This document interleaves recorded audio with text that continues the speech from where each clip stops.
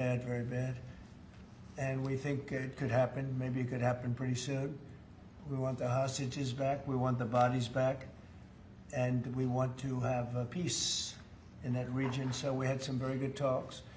As you know, I had President Erdogan here of Turkey, and we had a great meeting today. I think we had a meeting that was very conclusive in so many different things that we wanted, things that he wanted, and that was good. We'll be announcing that sometime later, and he'll be making an announcement too. But we had a great meeting with Turkey and their very respected president, and spent time. We had lunch, and we had a lot of good discussions. So those two things, and we have some executive orders today to sign that are very important for the country.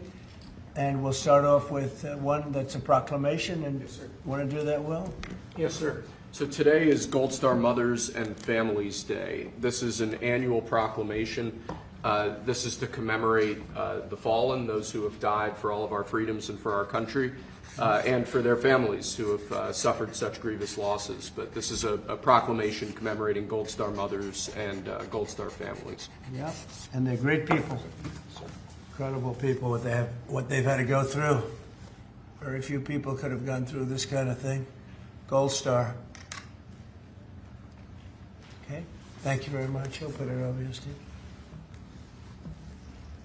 Next, sir, we have an executive order on TikTok. From the first days of your administration, you've charged a team from your administration, led by Vice President Vance, with ensuring that we can preserve TikTok as a platform for the 170 million Americans who use it, while ensuring that their data is properly protected as required by law. With this executive order, you will be effectively bringing into effect the agreement that will save TikTok and ensure that it can operate safely and securely. So this is interesting because I had a very good talk with President Xi. A lot of respect for him. Hopefully he has a lot of respect for me too.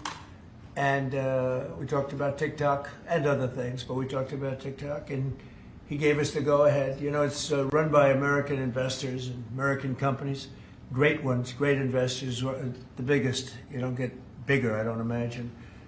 And maybe I'll have JD. JD was very much involved and in charge of it. And maybe I'll have you say a few words about the deal. He would report back, and the points of the deal, I think, are great for our country. So JD, do you want to give it a little talk, please? Yes, sir. Yeah, so thank you, sir, for your leadership and for your help. We really couldn't have done this without the president actually ushering this deal over the finish line. There was some resistance on the Chinese side, but the fundamental thing that we wanted to accomplish is that we wanted to keep TikTok operating, but we also wanted to make sure that we protected Americans' data privacy as required by law, both because it's the right thing to do, but also because it's a legal requirement of the law that was passed last year by Congress. So we think that we were able to do that. Of course, we're going to keep on working at it, but this deal really does mean that Americans can use TikTok, but actually use it with more confidence than they had in the past, because their data is going to be secure and it's not going to be used as a propaganda weapon against our fellow citizens. We're very excited about it. We appreciate the cooperation of everybody involved, and it's a big day. And I think I can say that especially the young people, they really wanted this to happen. They did not want to have TikTok close. And I got, a little used to TikTok. I used it myself during the campaign, and it was very successful because you know how I did with the young voter.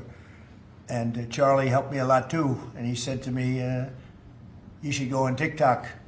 And it actually had, because we got record votes with the young voter, as you know, for the election. So I was a little bit prejudiced in that way toward TikTok. It was very good and very meaningful. But we have American investors taking it over, running it, highly sophisticated, including Larry Ellison. And Oracle, I guess, is going to play a very big role in terms of security, safety, and everything else. So we have very good controls. And literally, I would get a call from friends of mine who were fathers of young people saying, could you do me a favor? Could you get it approved, please? My son is driving me crazy. So we're getting it done, and they have a big audience, and we have great American investors. And here's your final copy. TikTok. Maybe if you want, we could take a couple of questions on TikTok, and then we're going to get onto something completely different, okay? Yeah. Mr. President, Jeff? Mr. Vice President, you mentioned that China was resistant. Can you describe where China is now? Are they fully on board with this? They're or on is there board, anything more yeah. I spoke with President Xi.